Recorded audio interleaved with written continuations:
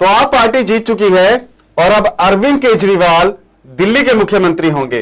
नमस्कार, आप देख रहे हैं लिविंग इंडिया न्यूज और खबर पड़ताल में आपका स्वागत है। मैं हूं अमर शर्मा।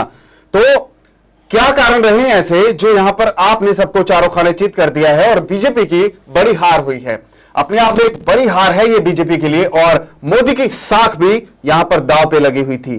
तमाम चीजों पर हम पड़ताल करेंगे। मेरे साथ मौजूद है हरचंद सिंह बरसठ हैं, प्रधान हैं आप लोक राज पार्टी से, और करनैल सिंह पीर मोहम्मद प्रधान हैं ऑल इंडिया सिख फेडरेशन से, और आपके समर्थक भी रहे हैं।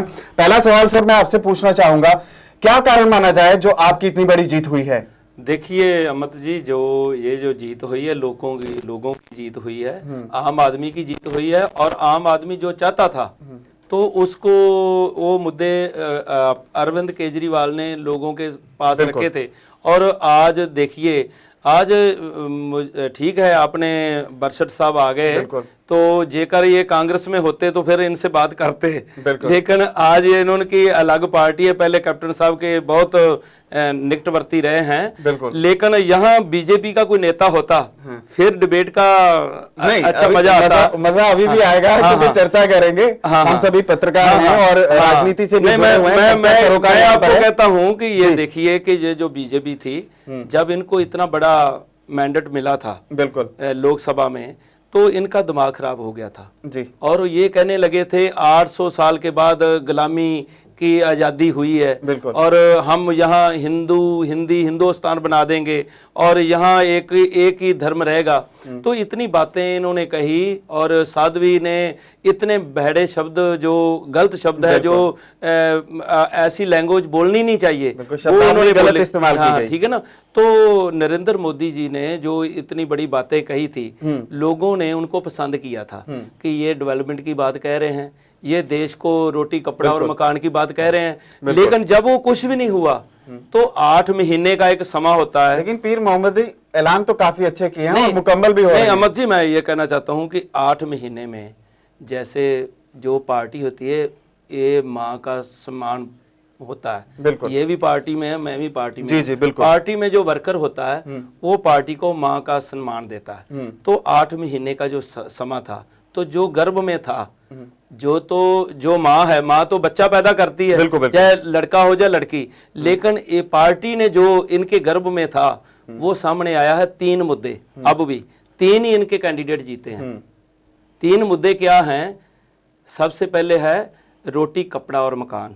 जो 130 करोड़ की आबादी वाला जो हमारा देश है, इस देश में ये गरीबी का जो इतना बड़ा माहौल बना हुआ है, तो लोग चाहते हैं कि एक अमीर जो है, जैसे वो अपने कुत्तों को इतना अच्छा खाना देता है, तो एक गरीब को दिन भर में काम करने के बाद भी, इतनी मशक्कत करने के बाद भी रोटी नहीं मिलती। नहीं, मैं सिर्फ 2 मुद्दा, जो दूसरा मुद्दा है चर्चा बढ़ाते हैं, फिरका परस्ती का जो मुद्दा, ये तमाम चीजें रही हैं। लेकिन बरसठ साहब, आपसे भी जानना चाहूंगा, कांग्रेस की बात करते हैं। कांग्रेस का सुपड़ा साफ हो गया है। क्या कारण माना जाए जो कांग्रेस अभी बैकफुट पर नजर आई? लगातार विधानसभा चुनाव से लेकर अब तक हालात काफी खराब है।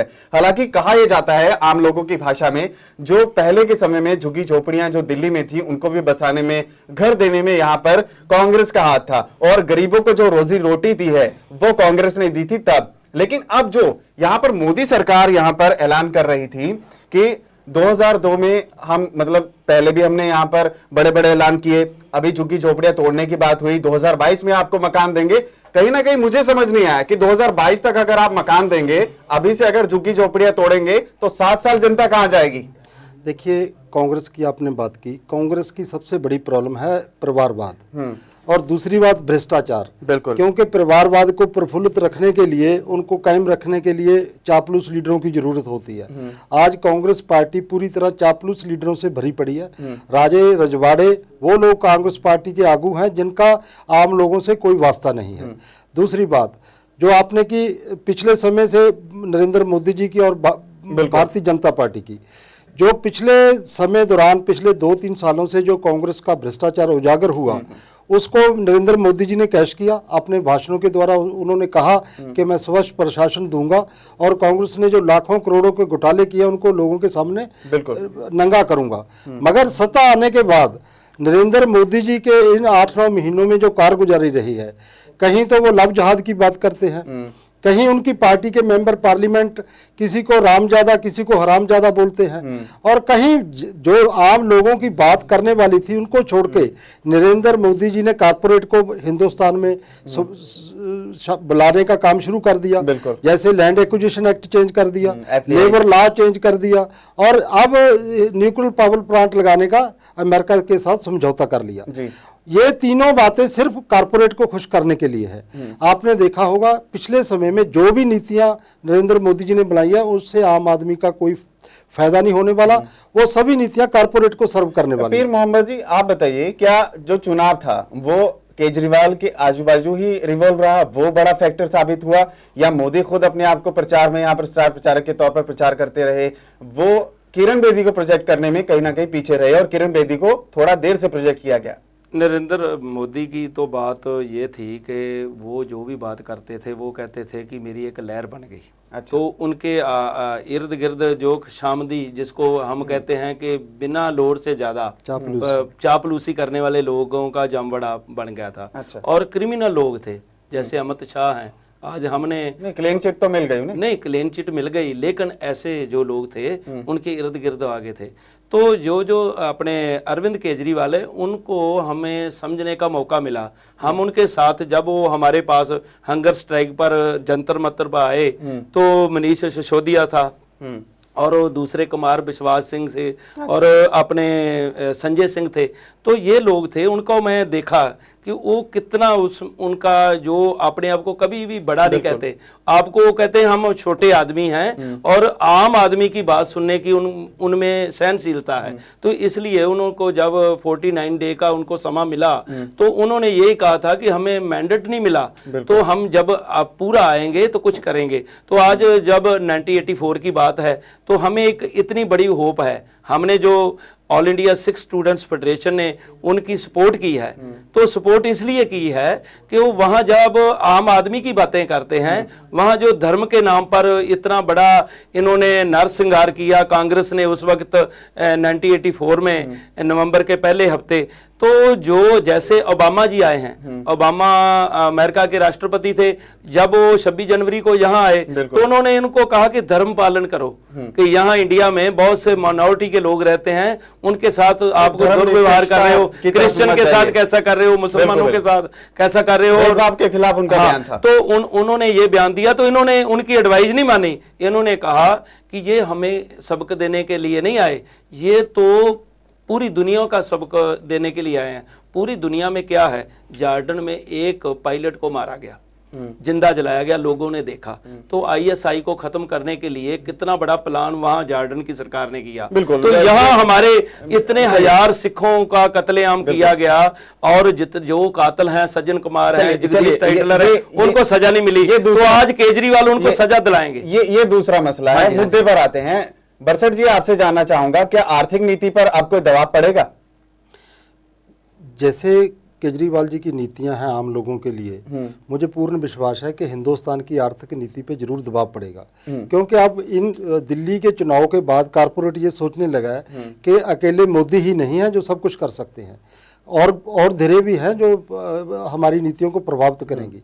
क्योंकि आज हिंदुस्तान में मेन मसला जो है आम लोगों को रोजगार का मसला है, रोटी कपड़े और मकान का मसला है, लोगों के सर्वाइवल का मसला है। आपने देखा दिल्ली की कॉलोनियों का क्या हाल है, किस ढंग से गरीब लोग रह रहे हैं, और ये हमारे पंजाब का भी यही हाल है। आप गाँव में जाके देखो, किसी गरीब के घर में आपको 200 ग्राम दूध नहीं मिलेगा। अभी पंजाब की बारी है, अभी अखबारी बातें करने वाले लोग अलग हैं, मगर ट्रेड यूनियन के फ्रंट पे ला लो, जो हमारे पंजाब के हालात हैं, लोगों को तनख्वाहें नहीं मिल रही, नौकरी देना तो दूर की बात, पेंशनर को पेंशन नहीं मिल रही।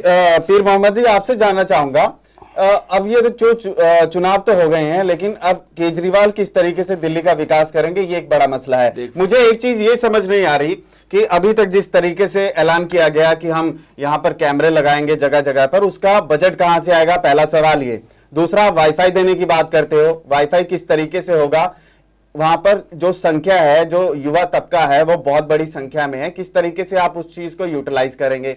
और तीसरी चीज ये, पानी और बिजली वो किस तरीके से करेंगे जब सेंटर में मोदी सरकार है। ये देखिए कि जो टैक्स चोरी होता है, दिल्ली अकेले में इतने करोड़ों का टैक्स चोरी हो रहा है, उस पर लगाम कसेंगे।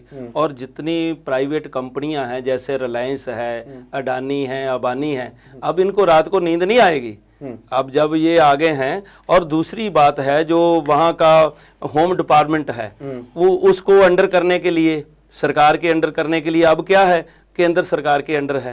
तो पहले उनकी बात ही नहीं सुनी गई। उनके होम मिनिस्टर भारती ने जब एक अड्डे पर छापा मारा तो उन पर ही आरोप लगाकर उनको अंदर देने की बात की गई। तो देखिए इस चीज में मैं आपको रोकना चाहूंगा। सोमनाथ भारती कानूनी तौर से वहां पर नहीं गए थे, उनके पास वो अधिकार जरूर था, लेकिन उन्होंने गलत तरीके से नहीं, वो गलत ऐसे हो गया ना कि वो सत्ता संभाल भी नहीं पाए, ये भी आरोप लगता है। देखिए, सत्ता ना संभालने का भी आरोप लगता है। इसी कारण से 49 दिन की सरकार वो छोड़ के चले गए। उन्होंने जनता ने उन्हें समय दिया, प्यार दिया, वो बात अलग है। उन्होंने उसकी माफी भी मांगी।